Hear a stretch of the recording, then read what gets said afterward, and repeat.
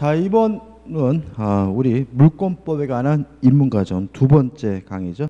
물권법은 두 번 해가지고 입문과정 마칠 건데요. 일단 교재 어디로 갈 거냐면 369페이지로 갈 거거든요.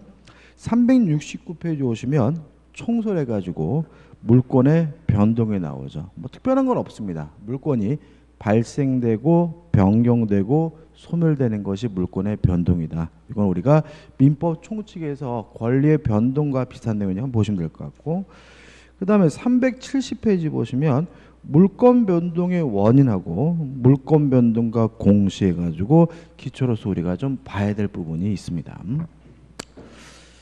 자, 일단 용어부터 생각을 해보면 공시라는 말이 뭐냐면 단어 뜻은 대외적으로 보여주는 것, 대외적으로 밝히는 것, 이걸 우리가 공시라고 합니다.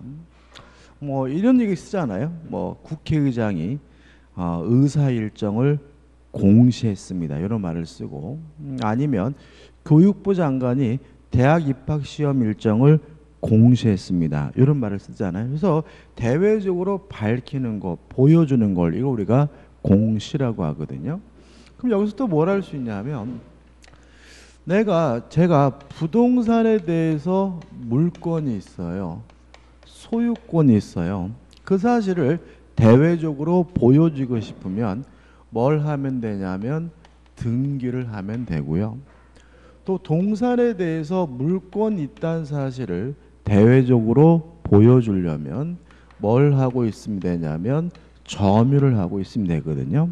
따라서 부동산을 왜 등기하는 거냐면 내가 권리자임을 대외적으로 보여주려고요. 동산은 점유함으로써 내가 권리자임을 대외적으로 보여주는 거니까 부동산은 등기, 동산은 점유가 대외적으로 권리자임을 보여주는 뭐가 되는 거죠? 공시 방법이 되는 거죠.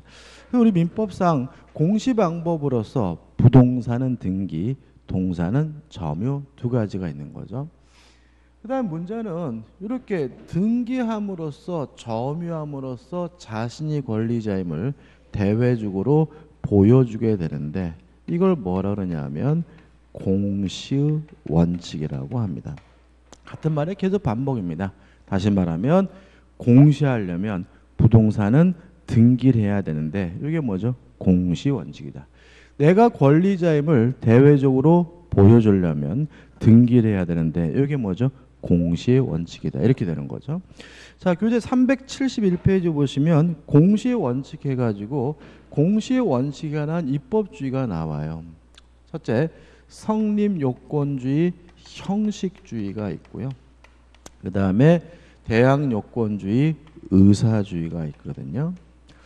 그 형식주의는 우리 민법이 채택하고 있는 입법주의고요. 독일 민법도 채택하고 있습니다. 그래서 독일 민법, 독법주의라고 하고요. 의사주의는 우리가 참 싫어하는 놈들이죠. 일본 민법이 채택하고 있는 입법주의고요.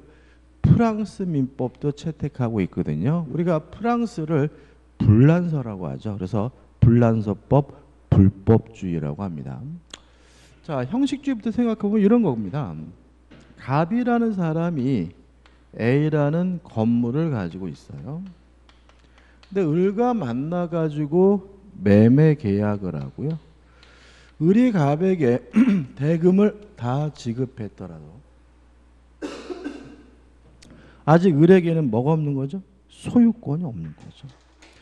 을은 갑으로부터 이전 등기를 받아야 비로소 뭘 갖게 돼요? 소유권을 갖게 되잖아요. 그러면 을의 입장에서는 소유권을 취득하려면 자기 앞으로 등기를 해야 되네요. 다시 말하면 소유권을 취득하기 위해서 등기라는 특별한 형식을 갖춰야 된다. 그래서 이걸 우리가 형식주의라고 하고요. 또 가만 보면 갑에서 을로 소유권이 넘어오려면 물권 변동이 성립되려면 뭐가 필요하죠? 등기가 필요하니까 이 형식주의를 다른 말로는 뭐라 그러냐면 성립 요건주의라고 하는 거죠. 자, 이에 반해서 의사주의는 좀 다릅니다. 자, 갑이 소유하고 있는 요 A 건물에 대해서요. 을이 만나가지고 매매 계약을 했어요. 매매 계약을 하고 을이 갑에게 대금을 다 줬더니 갑이 을에게 뭐라 그러냐면 이제부터 이 건물은 당신 겁니다 라고 한단 말이죠. 다시 말하면 갑에서 을로 등기하지 않아도 갑이 을에게 소유권을 넘겨준다는 쌍방간의 의사의 합치만 있다면 바로 소유권을 취득하는데 이걸 우리가 의사주의라고 하는 거죠.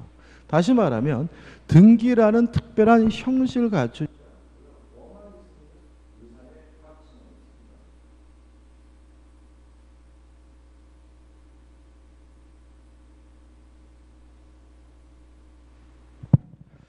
다시 말하면 자 등기라는 특별한 형식을 갖추지 않았더라도요 소유권을 넘겨준다는 뭐만 있으면요 의사의 합치만 있으면 우리 소유권을 갖게 되는데 이걸 우리가 뭐죠 의사주의라고 하는 거죠.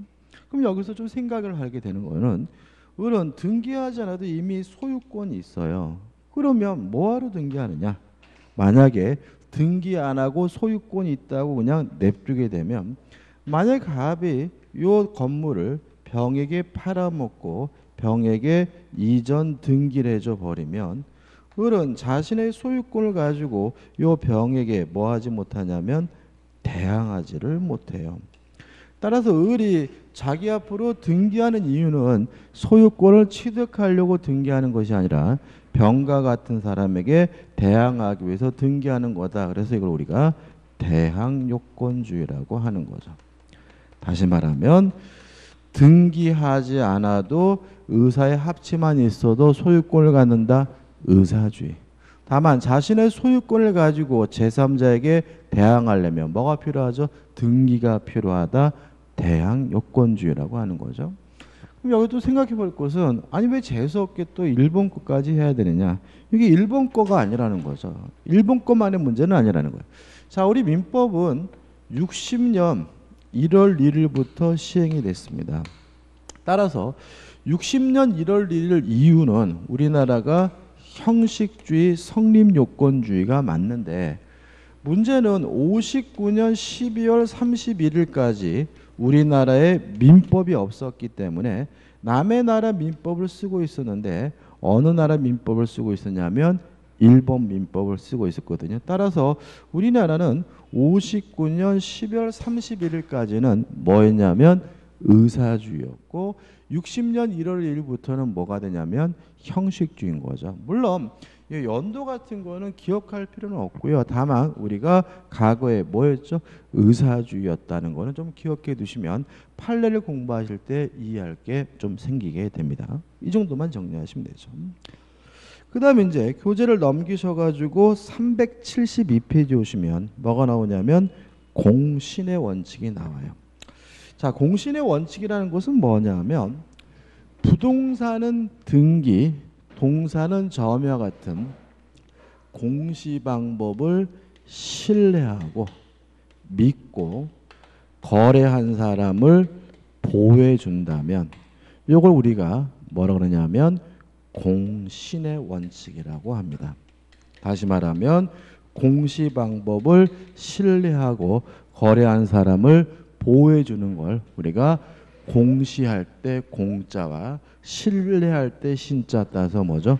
공신의 원칙이라고 하거든요. 다만 결론만 기억하시면 되는데 일단 우리 판례, 우리 민법은 요 부동산 등기에 대해서는 공신의 원칙을 인정하지 않아요. 따라서 원칙적으로 등기부를 믿고 거래했더라도 보호받지 못한다는 거 꼭 기억해 두셔야 되고요. 이에 반해서 동산의 점유에 대해서는 공신의 원칙을 인정을 하는데 이 동산의 점유에 관한 공신의 원칙이 뭐냐면 선의 취득이거든요. 다시 말하면 우리 민법은 동산의 점유에 대해서는 공신의 원칙을 인정하기 때문에 점유를 믿고 거래한 사람은 뭐 받습니까? 보호를 받는데 이걸 뭐라 그러죠? 선의 취득이라고 한다. 이 정도만 좀 정리하시면 됩니다. 자, 이제 어디로 갈 거냐면 374페이지 물권행위는 안 볼 겁니다. 이게 기초로서는 좀 의미가 없는 것 같아요. 그래서 어디로 갈 거냐면 교재 바로 378페이지 부동산 물권 변동으로 갈 겁니다. 그래서 실제로 요 물권법에 관한 기초 강의로서 요 부동산에 관한 물권 변동까지만 할 거고요. 384페이지부터 나오는 부동산 등기는 우리가 기본 이론, 심화 이론 할 때 들어갈 겁니다. 이 정도만 해도 물권법 우리가 공부하기 위한 기초 뭐로서는 충분하다고 생각을 합니다. 자, 일단 우리는 물권 변동에 대해서 뭘 취하냐면 형식주의를 취해요.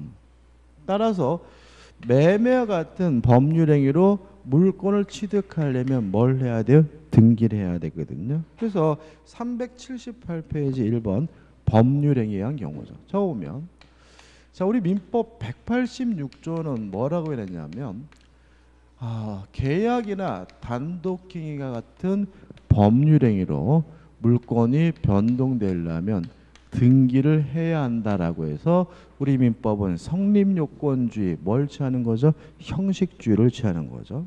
근데 항상 등기를 해야 되느냐? 이 문제인데 2번 법률 규정에 의한 경우인데 187조입니다. 자, 우리 민법 187조는 뭐라고 해놨냐면 법률 규정에 의해서 물권을 취득하고자 할 때는 등기할 필요가 없거든요. 그래서 우리는 등기를 해야 항상 물권을 취득하는 것은 아니고 법률 행위로 물권을 취득할 때는 등기해야 되고요. 법률 규정에 의해서 물권을 취득할 때는 등기할 필요가 없는 거거든요. 여기서 시험 문제도 잘 나오고 기초로서 중요한데 좀 생각해 볼 것은 자, 법률 행위가 뭐가 있느냐. 우리가 이미 공부했거든요. 뭐가 있습니까? 계약과 단독행위가 있죠. 따라서 법률 행위에 의해서 물권이 변동된다는 말은 계약과 단독행위로 인해서 물권이 변동될 때는 뭘 해야 된다는 얘기죠? 등기를 해야 된다는 얘기입니다.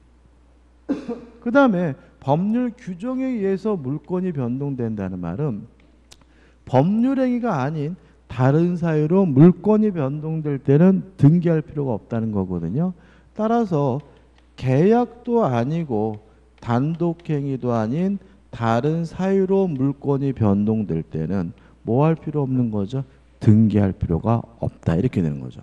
물론 시험 문제는 다음 중 등기해야 되는 경우는 다음 중 등기할 필요가 없는 경우는 이렇게 시험 문제가 나오게 되는데 가장 우리 주택거래대 시험에서는 등기해야 되는 경우는 계약, 등기할 필요가 없는 경우는 계약이 아닌 것 이렇게 생각하셔도 쉽게 문제를 풀 수는 있어요. 꼭 기억해 두시고 퀴즈 잠깐 볼게요. 378페이지에 의미 근거가 나오고요. 379페이지 보시면 뭐가 나오냐면 적용 범위가 나와요. 자, 이건 뭐냐면 법률 행위가 아닌 것들이 나열되어 있는 거죠. 1번 상속은 계약도 아니고 단독행위도 아닙니다. 따라서 아버지가 돌아가시면 상속인은 등기하지 않아도 소유권을 취득하게 되고요. 2번 공용징수 수용입니다. 이것도 강제로 뺏기는 것이기 때문에 법률 행위가 아닙니다. 따라서 등기하지 않아도 소유권을 갖게 돼요. 그 다음에 3번 이제 판결의 문제인데 일단 187조는 판결은 법률 행위가 아니다. 그러니까 등기할 필요가 없다라고 이렇게 규정을 하고 있는데 우리 판례는 이 판결을 둘로 나뉩니다. 판결 중에서도 이행 판결은 실질적으로 법률 행위에 의한 물권 변동이기 때문에 등기를 해야 된다라고 판시하고 있고요. 따라서 등기하지 않아도 상관이 없는 판결은 무엇만을 의미하냐면 형성 판결만을 의미하죠. 따라서 형성 판결로 인해서 물권이 변동될 때는 등기할 필요가 없지만 이행 판결에 의해서 물권이 변동될 때는 뭘 해야 되냐면 등기를 해야 된다는 거 꼭 기억해 두시고 형성 판결은 뭐냐 하면 그냥 쉽게 말씀드리면 형성권에 기한 판결을 말합니다. 형성권에 기한 판결은 뭐 할 필요 없죠? 등기할 필요 없는 것. 그 다음에 4번 경매 법률 행위가 아닙니다. 따라서 등기하지 않아도 경락인은 경락대금을 완납하는 순간 바로 뭘 갖게 되냐면 소유권을 갖게 되고요. 그 다음 넘기셔가지고 기타가 나오죠. 자, 이것도 외울 것들은 아니에요. 자, 한번 생각해 보세요. 자, 가번의 1번입니다. 자, 건물을 신축하는 거는 망치질하고 공구리칠하고 삽질하는 것은 사실행위거든요. 법률행위가 아니거든요. 따라서 건물을 신축하는 것은 법률행위가 아니니까 건물의 신축자는 등기 없이 소유권을 갖게 되고요. 2번 법률행위 무효 취소 해지 해지는 매매가 무효면 무엇도요? 등기도 무효니까 등기하지 않아도 말소 등기하지 않아도 물권이 복귀된다는 얘기고요. 그 다음에 3번은 혼동을 아직 안 했죠. 나중에 생각해 보시면 되고, 그 다음에 4번, 5번, 6번은 다 뭐죠? 법률행위가 아니에요. 특히 4번과 같은 채권, 주된 권리가 있어야 담보 물권이 존재할 수가 있으므로 채권이 소멸하게 되면 종된 권리는 자동으로 소멸된다. 뭐 하잖아도 등기하잖아도. 그 다음에 5번, 6번은 소멸시효나 존속기간 만료는 다 시간의 경과이기 때문에 사건이죠. 법률행위가 아니니까 등기하지 않아도 물권이 소멸돼요. 그 다음에 나번은 뭐냐면 우리가 법률 규정을 줄여서 뭐라 그러냐면 법정이라고 해요. 그러면 법정지상권이라는 것은 법률 규정에 의한 지상권이라는 얘기고요. 법정 저당권이란 말도 결국은 법률 규정에 의한 저당권이라는 얘기죠. 따라서 법률 규정에 의한 것이니까 뭐 할 필요가 없죠? 등기할 필요가 없는 거죠. 그 다음에 예외는 뭐냐면 점유취득시효입니다. 20년간 타인의 토지를 점유했다.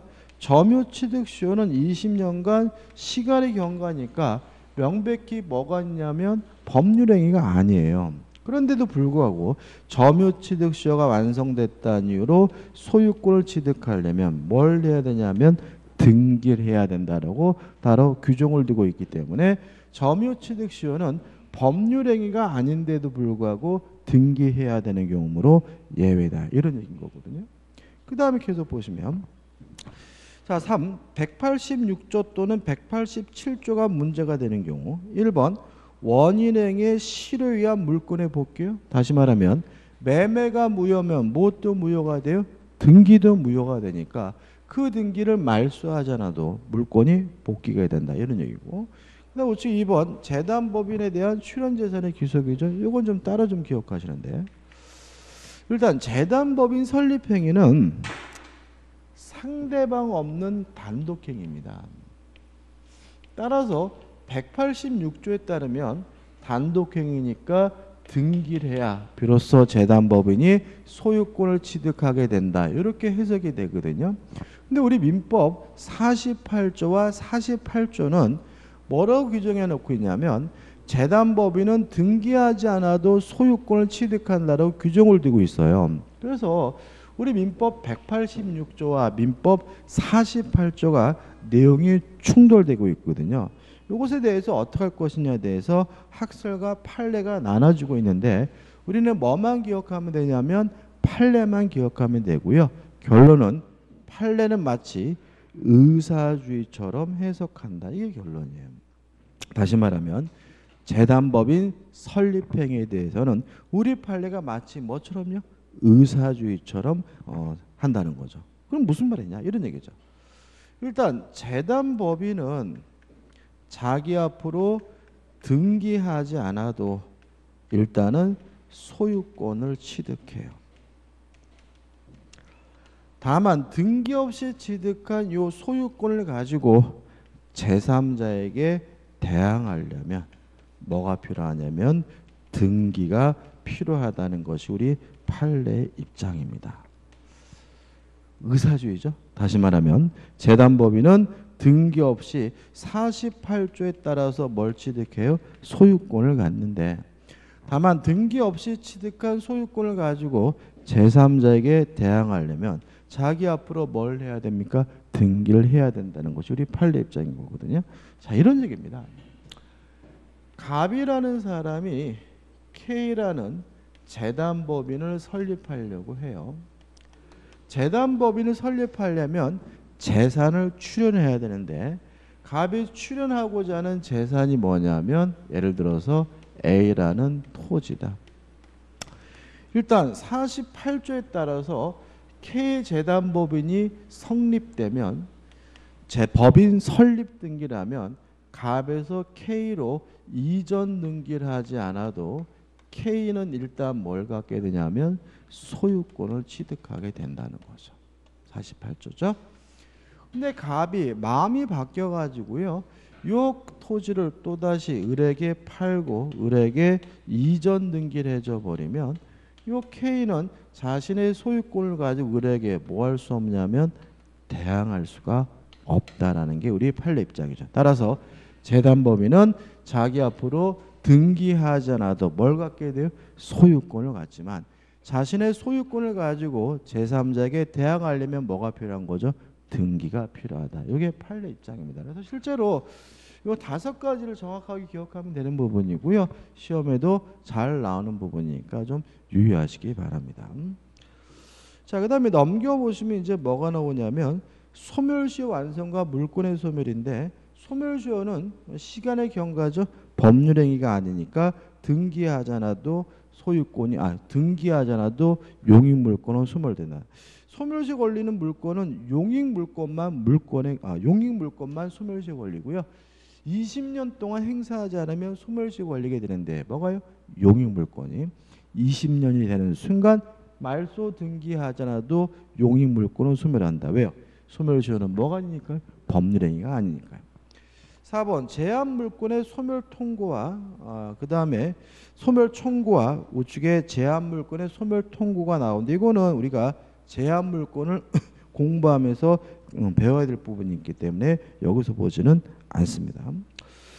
자, 383페이지에 오시면 기본 확인 문제가 있죠. 한번 풀어볼까요? 이 정도 수준입니다. 이게 18년도 문제죠. 물권의 취득을 위하여 등기가 필요한 경우를 모두 고른 것은 자 그럼 다시 한번 보자고요. 정확히 숙지하시면 되는데 자 계약과 단독행위로 물권을 취득하려면 뭘 해야 돼요? 등기를 해야 되고 이행 판결로 물권을 취득하려면 뭘 해야 돼요? 등기를 해야 되고 또 점유취득서가 완성됐다는 이유로 소유권을 취득하려면 뭘 해야 돼요? 등기를 해야 되는 거잖아요.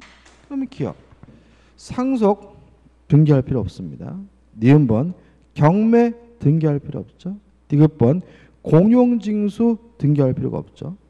리을번 저당 건물의 경매로 인한 법정지상권 취득 법정지상권 등기할 필요 없다. 또는 경매니까 등기할 필요 없다. 상관없는 거죠.